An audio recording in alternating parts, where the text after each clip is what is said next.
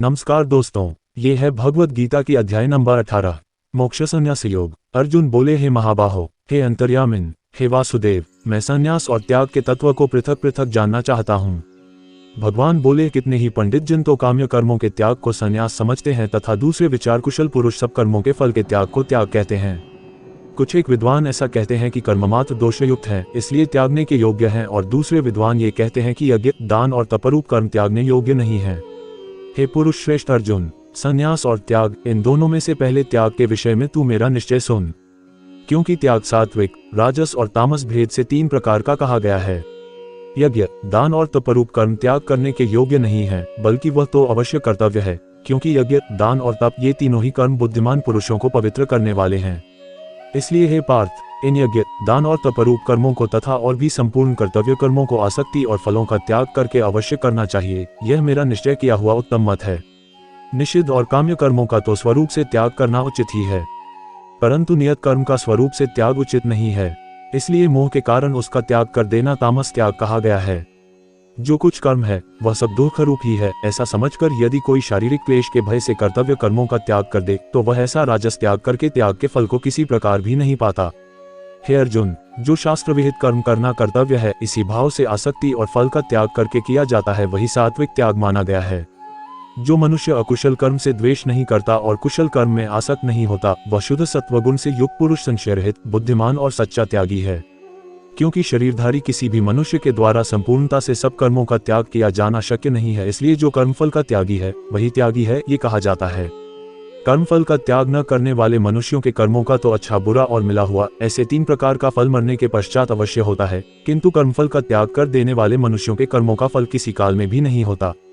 हे महाबाहो, संपूर्ण कर्मों की सिद्धि के ये 5 हेतु कर्मों का अंत करने के लिए उपाय बतलाने वाले साख्य शास्त्र में कहे गए हैं, उनको तू मुझसे भली भांति जान। इस विषय में अर्थात कर्मों की सिद्धि में अधिष्ठान और कर्ता तथा भिन्न भिन्न प्रकार के करण और नाना प्रकार की अलग अलग चेष्टाएं, और वैसे ही 5वां हेतु दैव है। मनुष्य मन, वाणी और शरीर से शास्त्रानुकूल अथवा विपरीत जो कुछ भी कर्म करता है, उसके ये 5 कारण हैं। परंतु ऐसा होने पर भी जो मनुष्य अशुद्ध बुद्धि होने के कारण उस विषय में यानी कर्मों के होने में केवल शुद्ध स्वरूप आत्मा को कर्ता समझता है, वह मलिन बुद्धि वाला अज्ञानी यथार्थ नहीं समझता। जिस पुरुष के अंतःकरण में मैं करता हूँ ऐसा भाव नहीं है तथा जिसकी बुद्धि सांसारिक पदार्थों में और कर्मों में लेपायमान नहीं होती, वह पुरुष इन सब लोगों को मारकर भी वास्तव में न तो मरता है और न पाप से बंधता है। ज्ञाता, ज्ञान और ज्ञेय ये 3 प्रकार की कर्म प्रेरणा है, और कर्ता, करण तथा क्रिया ये 3 प्रकार का कर्म संग्रह है। गुणों की संख्या करने वाले शास्त्र में ज्ञान और कर्म तथा कर्ता गुणों के भेद से 3 प्रकार के ही कहे गए हैं, उनको भी तू मुझसे भली भांति सुन। जिस ज्ञान से मनुष्य पृथक पृथक सब भूतों में एक अविनाशी परमात्मा भाव को विभागरहित संभाव से स्थित देखता है, उस ज्ञान को तू सात्विक जान। किंतु जो ज्ञान अर्थात जिस ज्ञान के द्वारा मनुष्य संपूर्ण भूतों में भिन्न भिन्न प्रकार के नाना भावों को अलग अलग जानता है, उस ज्ञान को तू राजस जान। परंतु जो ज्ञान एक कार्य रूप शरीर में ही संपूर्ण के सदृश आसक्त है तथा जो बिना युक्ति वाला, तात्विक अर्थ से रहित और तुच्छ है, वह तामस कहा गया है। जो कर्म शास्त्र विधि से नियत किया हुआ और कर्तापन के अभिमान से रहित हो तथा फल न चाहने वाले पुरुष द्वारा बिना राग द्वेष के किया गया हो, वह सात्विक कहा जाता है। परंतु जो कर्म बहुत परिश्रम से युक्त होता है तथा भोगों को चाहने वाले पुरुष द्वारा या अहंकार युक्त पुरुष द्वारा किया जाता है, वह कर्म राजस कहा गया है। जो कर्म परिणाम, हानि, हिंसा और सामर्थ्य को न विचार कर केवल अज्ञान से आरंभ किया जाता है, वह तामस कहा जाता है। जो कर्ता संगरहित, अहंकार के वचन न बोलने वाला, धैर्य और उत्साह से युक्त तथा कार्य के सिद्ध होने और न होने में हर्ष शोकादि विकारों से रहित है, वह सात्विक कहा जाता है। जो कर्ता आसक्ति से युक्त, कर्मों के फल को चाहने वाला और लोभी है तथा दूसरों को कष्ट देने के स्वभाव वाला, अशुद्धाचारी और हर्ष शोक से लिप्त है, वह राजस कहा गया है। जो कर्ता अयुक्त, शिक्षा से रहित, घमंडी, धूर्त और दूसरों की जीविका का नाश करने वाला तथा शोक करने वाला, आलसी और दीर्घसूत्री है, वह तामस कहा जाता है। हे धनंजय, अब तू बुद्धि का और धृति का भी गुणों के अनुसार 3 प्रकार का भेद मेरे द्वारा संपूर्णता से विभागपूर्वक कहा जाने वाला सुन। हे पार्थ, जो बुद्धि प्रवृत्ति मार्ग और निवृत्ति मार्ग को, कर्तव्य और अकर्तव्य को, भय और अभय को तथा बंधन और मोक्ष को यथार्थ जानती है, वह बुद्धि सात्विकी है। हे पार्थ, मनुष्य जिस बुद्धि के द्वारा धर्म और अधर्म को तथा कर्तव्य और अकर्तव्य को भी यथार्थ नहीं जानता, वह बुद्धि राजसी है। हे अर्जुन, जो तमोगुण से घिरी हुई बुद्धि अधर्म को भी ये धर्म है ऐसा मान लेती है तथा इसी प्रकार अन्य संपूर्ण पदार्थों को भी विपरीत मान लेती है, वह बुद्धि तामसी है। हे पार्थ, जिस अव्यभिचारिणी धारण शक्ति से मनुष्य ध्यान योग के द्वारा मन, प्राण और इंद्रियों की क्रियाओं को धारण करता है, वह धृति सात्विकी है। परंतु हे पृथापुत्र अर्जुन, फल की इच्छा वाला मनुष्य जिस धारण शक्ति के द्वारा अत्यंत आसक्ति से धर्म, अर्थ और कामों को धारण करता है, वह धारण शक्ति राजसी है। हे पार्थ, दुष्ट बुद्धि वाला मनुष्य जिस धारण शक्ति के द्वारा निद्रा, भय, चिंता और दैक को तथा उन्मत्तता को भी नहीं छोड़ता अर्थात धारण किए रहता है, वह धारण शक्ति तामसी है। हे भरतश्रेष्ठ, अब 3 प्रकार के सुख को भी तू मुझसे सुन। जिस सुख में साधक मनुष्य भजन, ध्यान और सेवादि के अभ्यास से रमण करता है और जिससे दुखों के अंत को प्राप्त हो जाता है, जो ऐसा सुख है वह आरंभ काल में यद्यपि विष के तुल्य प्रतीत होता है, परंतु परिणाम में अमृत के तुल्य है। इसलिए वह परमात्म विषय बुद्धि के प्रसाद से उत्पन्न होने वाला सुख सात्विक कहा गया है। जो सुख विषय और इंद्रियों के संयोग से होता है, वह पहले भोग काल में अमृत के तुल्य प्रतीत होने पर भी परिणाम में विष के तुल्य है, इसलिए वह सुख राजस कहा गया है। जो सुख भोग काल में तथा परिणाम में भी आत्मा को मोहित करने वाला है, वह निद्रा, आलस्य और प्रमाद से उत्पन्न सुख तामस कहा गया है। पृथ्वी में या आकाश में अथवा देवताओं में तथा इनके सिवा और कहीं भी वह ऐसा कोई भी सत्व नहीं है जो प्रकृति से उत्पन्न इन तीनों गुणों से रहित हो। हे परंतप, ब्राह्मण, क्षत्रिय और वैश्यों के तथा शूद्रों के कर्म स्वभाव उत्पन्न गुणों द्वारा विभक्त किए गए हैं। अंतःकरण का निग्रह करना, इंद्रियों का दमन करना, धर्मपालन के लिए कष्ट सहना, बाहर भीतर से शुद्ध रहना, दूसरों के अपराधों को क्षमा करना, मन, इंद्रियों और शरीर को सरल रखना, वेद, शास्त्र, ईश्वर और परलोक आदि में श्रद्धा रखना, वेद शास्त्रों का अध्ययन अध्यापन करना और परमात्मा के तत्व का अनुभव करना, ये सब के सभी ब्राह्मण के स्वाभाविक कर्म हैं। शूरवीरता, तेज, धैर्य, चतुरता और युद्ध में न भागना, दान देना और स्वामी भाव, ये सब के सभी क्षत्रिय के स्वाभाविक कर्म हैं। खेती, गौपालन और क्रय विक्रय रूप सत्य व्यवहार, ये वैश्य के स्वाभाविक कर्म हैं तथा सब वर्णों की सेवा करना शूद्र का भी स्वाभाविक कर्म है। अपने अपने स्वाभाविक कर्मों में तत्परता से लगा हुआ मनुष्य भगवत प्राप्ति रूप परम सिद्धि को प्राप्त हो जाता है।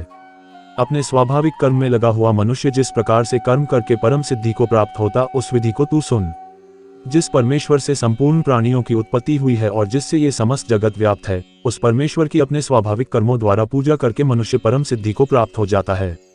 अच्छी प्रकार आचरण किए हुए दूसरे के धर्म से गुणरहित भी अपना धर्म श्रेष्ठ है, क्योंकि स्वभाव से नियत किए हुए स्वधर्म कर्म को करता हुआ मनुष्य पाप को नहीं प्राप्त होता। अतएव हे कुंती पुत्र, दोषयुक्त होने पर भी सहज कर्म को नहीं त्यागना चाहिए, क्योंकि धुएं से अग्नि की भांति सभी कर्म किसी न किसी दोष से युक्त हैं।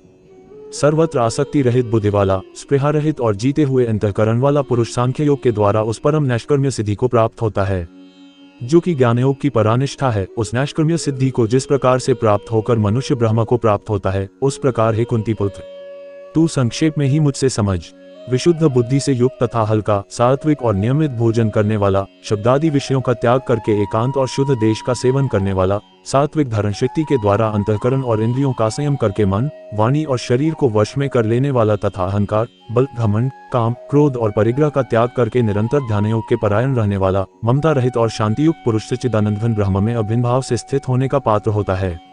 फिर वह सच्चिदानंद घन ब्रह्म में एक ही भाव से स्थित प्रसन्न मन वाला योगी न तो किसी के लिए शोक करता है और न किसी की आकांक्षा ही करता है। ऐसा समस्त प्राणियों में संभावना वाला योगी मेरी पराभक्ति को प्राप्त हो जाता है। उस पराभक्ति के द्वारा वह मुझ परमात्मा को, मैं जो हूँ और जितना हूँ, ठीक वैसा का वैसा तत्व से जान लेता है तथा उस भक्ति से मुझको तत्व से जानकर तत्काल ही मुझ में प्रविष्ट हो जाता है। मेरे परायण हुआ कर्मयोगी तो संपूर्ण कर्मों को सदा करता हुआ भी मेरी कृपा से सनातन अविनाशी परम पद को प्राप्त हो जाता है। सब कर्मों का मन से मुझ में अर्पण करके तथा संबुद्धि रूप योग को अवलंबन करके मेरे परायण और निरंतर मुझ में चित्तवाला हो। उपर्युक्त प्रकार से मुझ में चित्तवाला होकर तू मेरी कृपा से समस्त संकटों को अनायास ही पार कर जाएगा और यदि अहंकार के कारण मेरे वचनों को न सुनेगा तो नष्ट हो जाएगा, अर्थात परमार्थ से भ्रष्ट हो जाएगा। जो तू अहंकार का आश्रय न लेकर यह मान रहा है कि मैं युद्ध नहीं करूंगा, तो तेरा यह निश्चय मिथ्या है, क्योंकि तेरा स्वभाव तुझे जबरदस्ती युद्ध में लगा देगा। हे कुंती पुत्र, जिस कर्म को तू मोह के कारण करना नहीं चाहता, उसको भी अपने पूर्वकृत स्वाभाविक कर्म से बंधा हुआ परवश होकर करेगा। हे अर्जुन, शरीर रूप यंत्र में आरूढ़ हुए संपूर्ण प्राणियों को अंतर्यामी परमेश्वर अपनी माया से उनके कर्मों के अनुसार भ्रमण कराता हुआ सब प्राणियों के हृदय में स्थित है। हे भारत, तू सब प्रकार से उस परमेश्वर की शरण में जा। उस परमात्मा की कृपा से ही तू परम शांति को तथा सनातन परम धाम को प्राप्त होगा। इस प्रकार यह गोपनीय से भी अति गोपनीय ज्ञान मैंने तुझसे कह दिया। अब तू इस रहस्ययुक्त ज्ञान को पूर्णतया भलीभांति विचार कर, जैसे चाहता है वैसे ही कर। संपूर्ण गोपनीयों से अति गोपनीय मेरे परम रहस्ययुक्त वचन को तू फिर भी सुन। तू मेरा अतिशय प्रिय है, इससे ये परम हितकारक वचन मैं तुझसे कहूंगा। हे अर्जुन, तू मुझ में मनवाला हो, मेरा भक्त बन, मेरा पूजन करने वाला हो और मुझको प्रणाम कर। ऐसा करने से तू मुझे ही प्राप्त होगा, यह मैं तुझसे सत्य प्रतिज्ञा करता हूँ, क्योंकि तू मेरा अत्यंत प्रिय है। संपूर्ण धर्मों को अर्थात संपूर्ण कर्तव्य कर्मों को मुझ में त्याग कर तू केवल एक मुझ सर्वशक्तिमान सर्वाधार परमेश्वर की ही शरण में आ जा। मैं तुझे संपूर्ण पापों से मुक्त कर दूंगा, तू शोक मत कर। तुझे ये गीता रूप रहस्यमय उपदेश किसी भी काल में न तो तपरहित मनुष्य से कहना चाहिए, न भक्ति रहित से और न बिना सुनने की इच्छा वाले से ही कहना चाहिए, तथा जो मुझ में दोष दृष्टि रखता है उससे तो कभी नहीं कहना चाहिए। जो पुरुष मुझ में परम प्रेम करके इस परम रहस्ययुक्त गीता शास्त्र को मेरे भक्तों से कहेगा, वह मुझको ही प्राप्त होगा, इसमें कोई संदेह नहीं। उससे बढ़कर मेरा कोई प्रिय कार्य करने वाला मनुष्यों में कोई भी नहीं है, तथा पृथ्वी भर में उससे बढ़कर मेरा प्रिय दूसरा कोई भविष्य में होगा भी नहीं। जो पुरुष इस धर्म में हम दोनों के संवाद रूप गीता शास्त्र को पढ़ेगा, उसके द्वारा भी मैं ज्ञानयज्ञ से पूजित होऊंगा, ऐसा मेरा मत है। जो मनुष्य श्रद्धायुक्त और दोष दृष्टि से रहित होकर इस गीता शास्त्र को श्रवण भी करेगा, वह भी पापों से मुक्त होकर उत्तम कर्म करने वालों के श्रेष्ठ लोगों को प्राप्त होगा। हे पार्थ, क्या इस गीता शास्त्र को तूने एकाग्रचित्त से श्रवण किया? और हे धनंजय, क्या तेरा अज्ञानजनित मोह नष्ट हो गया? अर्जुन बोले, हे अच्युत, आपकी कृपा से मेरा मोह नष्ट हो गया और मैंने स्मृति प्राप्त कर ली है। अब मैं संशय रहित होकर स्थित हूँ, अतः आपकी आज्ञा का पालन करूंगा। संजय बोले, इस प्रकार मैंने श्री वासुदेव के और महात्मा अर्जुन के इस अद्भुत रहस्ययुक्त रोमांचकारक संवाद को सुना। श्री व्यास जी की कृपा से दिव्य दृष्टि पाकर मैंने इस परम गोपनीय योग को अर्जुन के प्रति कहते हुए स्वयं योगेश्वर भगवान श्री कृष्ण से प्रत्यक्ष सुना है। हे राजन, भगवान श्री कृष्ण और अर्जुन के इस रहस्ययुक्त कल्याणकारक और अद्भुत संवाद को पुनः पुनः स्मरण करके मैं बार बार हर्षित हो रहा हूँ। हे राजन, श्री हरि के उस अत्यंत विलक्षण रूप को भी पुनः पुनः स्मरण करके मेरे चित्त में महान आश्चर्य होता है और मैं बार बार हर्षित हो रहा हूँ। हे राजन, जहाँ योगेश्वर भगवान श्री कृष्ण है और जहाँ गांडीव धनुषधारी अर्जुन है, वहीं पर श्री विजय विभूति और अचल नीति है, ऐसा मेरा मत है। इस प्रकार उपनिषद, ब्रह्मविद्या तथा योग शास्त्र रूप श्रीमद् भगवद गीता के श्री कृष्ण अर्जुन संवाद में मोक्ष संन्यास योग नामक 18वां अध्याय संपूर्ण हुआ। भारतीय पौराणिक इतिहास के कुछ अनसुने तथ्य एवं रोचक जानकारी जानने के लिए अंत तक बने रहें और सब्सक्राइब करें हमारे चैनल को। धन्यवाद।